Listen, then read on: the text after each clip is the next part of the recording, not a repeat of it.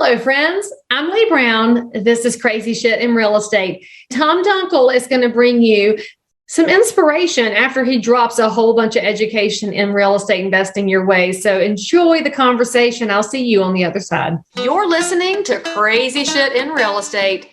You'll be amazed at all these wild but true situations that others have found themselves in. Because on this show, you'll hear uncensored, unbelievable stories from the world of real estate. I'm Leigh Brown. Let's dive right in. So welcome to the show. Thank you.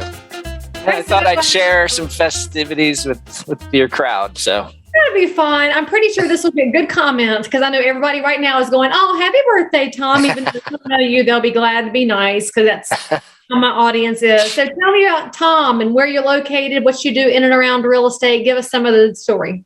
Sure. So I'm Tom Dunkel. I'm managing director of Belrose Storage Group, and we are headquartered outside of Philadelphia. Oh, so yeah. I guess if I lived in Philly, I'd want to get my stuff in storage right now. Well, what's funny, Leigh, is we don't own any storage in this area. We're riding the demographic waves, and we're more down in the Southeast. So. Well, you know, we like to say the moving trucks come down full and go back empty. And I say that, right. And one of my dear friends is on city council in Philadelphia, Alan Dahl. Hopefully he'll be mayor one day, and Alan could fix Philly if anybody can. So. Sure, yeah. Well, he's a great real estate developer, very smart guy. He's a brilliant guy. And I love how he's been like, not an elected official behind a keyboard, but like out there, no matter what's happening in the city. So anyway, so talk to us a little bit about how you landed in storage, because it's become a little trend on my show here lately. Everybody's in the storage space, but it's essentially owning an ATM and getting great returns on your money with a little bit less hassle than you see with some other forms of real estate investment. So give us the space on how you landed there. Yeah, sure. So the short story, I don't know, I tend to be kind of long-winded, so I'll try to keep it short. But I got into real estate in 2006. I was in the corporate world, and my boss said something very interesting to me. He said, "You're fired." So I was forced out on my own, which was just the kick in the pants that I really needed to go and do my own thing, because it is something that I had wanted to do for a long time. Of course, 2006, as we know, is not the best timing to get into real estate, but I did, and I went in whole hog and started wholesaling residential homes and did some fix and flips and picked up some rental properties. And thank goodness I am out of that business entirely now, because that was not only the tough lessons of the downfall, but just residential real estate is just not for me. I don't think I'm the right guy to be that kind of landlord type person. So anyway, after the crash, had to reinvent. And so that's when I found discounted mortgage notes, distressed mortgages. So I started buying pools of those. And so we've had a nice run with that business, connected with my partner, Joe Downs. We've been business partners for 12 years now. So along the way, we've done lots of different things in real estate. We've done hard money lending. We've done vacation rentals. But a few years back, we were really intrigued by the self-storage business because of what you said, how it's kind of little ATMs, little metal boxes with cement floors and roll-up doors. And I could get my head around that business pretty easily. And so we got educated, started surrounding ourselves with the right people that we could learn from. And finally, in 2020, we started purchasing our own facilities. And so now we're about to acquire our 9th facility. We've got number 10 and 11 in the pipeline, and we're always out looking for good deals. But it is a great business. We've had some exits already, and we've been riding a nice wave, but we also have focused a lot on the operations as well. So we're not just a transactional shop, but we have a great operations team to make sure that our delinquencies are down and that we're pushing our rates and all that good business stuff. Okay, so now understand a large portion of my audience is consumers, and you just slipped into a ton of industry vocabulary, which is typical for investors and people in real estate. We talk in our language. So let's back up briefly, and I want you to go back to something in your history, because I could tell what's happening in the comments and in the remarks is what are mortgage notes? What is that pool he was talking about? Because for the average American consumer, they don't have any idea what you're referencing. And I'll say this too, most real estate professionals don't dabble in that as well. So can you give us a brief snapshot on what that is and how an investor can operate in that space? Of course. Yeah. I didn't mean to gloss over it, but was trying to get to the storage part. But yeah, we've been buying distressed mortgage notes since 2010.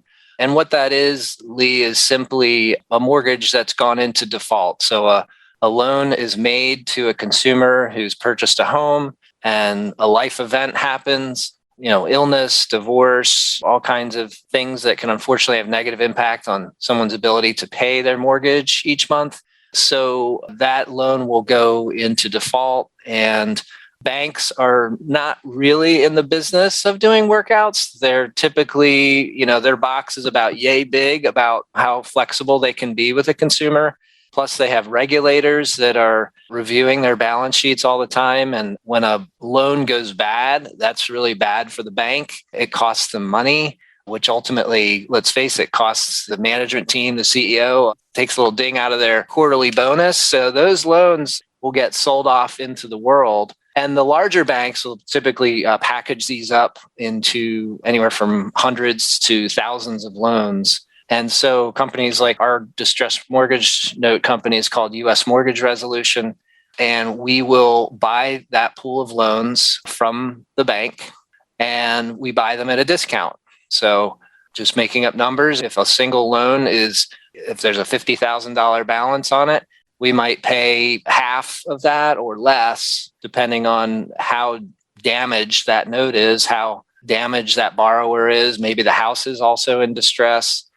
So we'll be able to buy that loan at a deep, deep discount. And what that gives us the ability to do then is to reach out to the consumer and we ask them 3 questions. We say, what happened? Where are you now? And what do you want to do? And they say, well, I lost my job and I couldn't find another one at the same kind of salary. So my income's permanently lower. Okay, well, where are you now? Well, I found a new job, but I really am still kind of struggling with this monthly payment. Okay, well, what do you want to do? I really want to keep my house. My kids are growing up here. We're friends with all the neighbors. We go to the church down the corner. We really want to stay. Okay, great. Well, let's look at your new financial reality and let's come up with a workout plan that's going to fit that new situation. And so that's what we do with these consumers. And sometimes we adjust the amount that's owed. Sometimes we adjust the principal, the interest rate, whatever we need to do to massage those numbers so that it's really a win-win-win situation, Leigh, because the bank wins because they have this bad loan that's off their books. It's a win for the consumer because now they're working with an entrepreneurial organization that can be flexible and work with them to come up with a workout plan that's actually going to work for the long term. And it's a win for us because we're buying this loan at a discount and we're getting paid a nice yield through that workout plan. So for any viewers or listeners that are now having that light bulb go off, this is why sometimes of a neighbor who it looks like they're going to foreclosure. They show up in the records as pre-foreclosure and then it all vanishes. It often happens because somebody did buy the note from the bank. And so that's why it didn't get foreclosed on by, for example, Wells Fargo, because there's lots of these deals that happen in the back hallways and they're not necessarily evil, terrible things. As Tom's mentioning, there's lots of opportunities to find a solution for the person in the house, which I think is the ultimate goal, because a vacant house that somebody's had to be pulled out of tends to have some signs of disrepair going on. All right, so we had to clear that up because we don't have a lot of people that would talk about that stuff right now, although I think that's probably coming as we go to the other side of all the forbearance era of COVID terrible policies. So let's talk about self-storage a little bit. And you talk about acquiring facilities. Are you building them from scratch? Are you buying existing properties? How do you find them? What are you looking for? Give us some of the skinny on that. Sure. So we buy existing facilities and we're really looking for facilities, as I mentioned a little bit earlier, that are in growing areas. So of course, here in the Philadelphia area, our population's, pretty steady. It might be declining a little bit. They're all going to North Carolina. That's right. Everyone's heading south. And so we're looking for those areas that are where the population's growing, there are jobs coming in, maybe a new factory's coming in. We have a market right now, actually down in Montgomery, Alabama, where there's a new water park coming in, and there's, you can see these projects that are going on. They're bringing in hundreds and hundreds of millions of dollars into those markets. And that's going to help to boost that market up. And I'd rather own a half decent facility in a great market than a great facility in a half decent market. So that's really where we start. We kind of look at that macro level. But we are looking at value add facilities. And what that means is that these are facilities that are typically, mom and pop owned. They're not really run like businesses necessarily. It's really just easy mailbox money for some of these folks that are. It's a side hustle. We'll call it a side hustle. It's a side hustle, yeah. But the last thing a lot of these folks want to do is do any kind of marketing, any kind of market analysis. Really, they want to minimize their involvement with their customers because they, like I said, they just want that mailbox money. So as a result, their occupancy might be high, but their rates can be, we've purchased facilities where rates have been 30% below market. So you don't have to be a rocket scientist to go in there, acquire the facility at a fair price for the financial or at that time. And then we can go in there and easily turn things around and increase the value of that facility because it is a piece of commercial real estate. So it is valued on the net operating income generated. So that's typically what we're doing. We have some facilities we've purchased that have extra land. And so we will either put prefabricated units on there or we will build new units on that property that's not being used. We have not yet ventured into full-blown ground-up development from dirt because, as you may be aware, the world's a little crazy right now.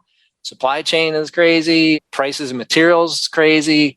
Labor situation's crazy. So there's a lot of things that as novices for that world, I just don't think it'd be wise for us to jump into that. Hey, y'all, just going to take a quick break from this conversation to let you know about the sponsor of today's episode. That sponsor is, well, frankly, it's me. It's Leigh Brown University. It's no secret that real estate is crazy competitive, getting more so every day. And that's why I created Leigh Brown University. Each of you has different goals. There's something in my course that's going to help you break through. So enroll in Leigh Brown University today. You go to www.leighrownu.com and I'll see you there. Now, back to this amazing content. You know where somebody's going to make money though, Tom, is eventually somebody's going to figure out what's happening in the world. And they're going to build a bunker style storage unit and they'll have underground units and they'll lease those to the prepper types of the world who are going to have to sign in under a pseudonym so nobody knows what's in their units. That's money in the bank, I'm telling you, because you talk about a fast growing sector of the market. We're seeing it on the residential side where you see a parcel of land that is set up for a prepper compound. And I think it's not a passing fad when you look at the possibility of food shortages, which if anybody's like, oh, conspiracy theory, no, the president said it's coming. Look at Ukraine. You look at those things. The supply chain hasn't been fixed. And a lot of people are figuring out what they can do to take care of their families. I think there's a space for that in storage. So you should check on it. All right. So the storage space for those of us that I lease units for my business, and there's always a shortage. We have to call 5 different facilities to even find a locker to hold our business goods. I have one for the house as well, which is basically the stuff that the kids have to take when they move out one day, and they have to take it. It's not negotiable. But then I look at where the things are going and considering all of the growth that's happening in an area, how much acreage do you need to put a facility in a fast growing market? Can you convert a former big box store to a storage facility? What are you seeing as far as the next layer of trends as you pick up units? That's a great question, Leigh. And you really hit on something that is a big trend right now, which is the conversion of big box stores that are now empty. So the Kmart's and the Sears stores and the Best Buys. And there are a lot of these locations that for whatever reason, didn't succeed in that spot. And so now they're empty and they are being converted to self-storage facilities. And what's interesting about that is that's really taking advantage of a key trend in our industry. And it's probably no surprise to you, Leigh, but women make the decisions in the household substantially. So the women that are renting these storage units, they need to be in a convenient, secure, well-lighted, convenient location. So whereas the first generation of self-storage was kind of tucked back in the industrial parks and that sort of thing, the new trend is that this facility needs to be in a convenient spot. So if you're smelling McDonald's and you can see a Starbucks and there's a Home Depot right there, that's the new spot for self-storage facilities. So I think folks are going to start seeing them popping up in more visible areas, more retail-ish areas than perhaps in the past. Okay, so the show, of course, is Crazy Shit in Real Estate, where we like to showcase all of the what kind of moments that happen in the business. You've been in several different specific real estate niches, and I don't know where your story is going to come from, but it's time to give the viewers and listeners a little something from the birthday boy. Tell them that one moment that you still can't believe it happened. Surely. Well, I've been a fan of your show for a while now, so I've been just kind of dying to find the right story. And it's kind of a day to reflect a little on the past and, the good, the bad, and the ugly. And in listening to your show in the past, I've heard a lot of stories that frankly were a little, uglier side, but I thought I'd go kind of the other direction and share a happy story. So, like I mentioned earlier, I got into real estate at about the wrong time. However, it did teach me a lot of lessons. And so when I left corporate America in 2006, I had a nice chunk of change set aside. That was my war chest to go out into the world. And of course, I blew it all over the next few years when the market turned down. And so I just want to share with you, this is a piece of paper I wrote down here. It's dated January 10th, 2008. Okay. I was worth about 2 nickels at that point in time because I had gotten wiped out. But I wrote down my personal purpose and my visions and my goal statement. And it's very personal, so I won't get too into the details here. But there are some lofty goals here for someone when this was written, really had a net worth of pretty close to zero. But I am happy to say that not only did I reach these goals in the year that I posted here, that I wrote, 2018, but I continue to grow and exceed those goals each and every year. And I think it's a testament to the people that I've been able to surround myself with. I've been very blessed in that regard. And just seeing those opportunities and just saying, hey, let's give this a try. Let's go for it. And being smart about it, not cavalier, but hey, let's go check this out. This looks like it could be a good opportunity. So my story is hopefully inspirational for some folks out there who might be going through a tough time. Write down your goals and give it a shot. Crazy, cool, fun things happen when you're in the game and when you're giving it your best and when you're surrounding yourself with the best team. If you're standing on the sidelines, probably ain't going to happen for you. So put yourself out there, get in the game, and see what happens. I like it. Some inspirational, happy stuff. Good job, Tom. And he's not wrong, y'all. If you don't write something down, it's hard for you to even hold yourself accountable, much less anybody else. And a lot of people are excellent at making excuses. So maybe today is your day to stop making excuses and go learn something new. And maybe after you examine all these different avenues of real estate that you've been listening to on this podcast for the last 6 years, maybe it's time to start emailing or pick up the phone and ask more questions, because it's not about having to make rash decisions, but you could at least start with the educational piece. So, Tom, if somebody wants to reach out to you and find out more about what you've learned in the storage space and how they can invest, give them some ways to reach you. Sure, absolutely. Well, my mobile phone is always the best way to reach me, and that's 610-761-8940. And my email address is tom@belroseam.com. That's B as in boy, ELROSEAM as in asset management.com. And of course, as usual, all of Tom's stuff is in the show notes for this episode. So if you were sweating to the oldies, don't stress out because his cell phone will be right there. And you should totally reach out to him and then ask questions about self-storage. or anything else. I feel like he's glad to be a resource. Tom, thank you for coming on the show. Thank you, Leigh. All right, guys, you know what to do. Click subscribe, hit the bell, leave Tom some love in the comments, and most importantly, come on back next time for more crazy shit in real estate, and I'll see you then. As always, I'm so super thrilled that you joined in for more crazy shit.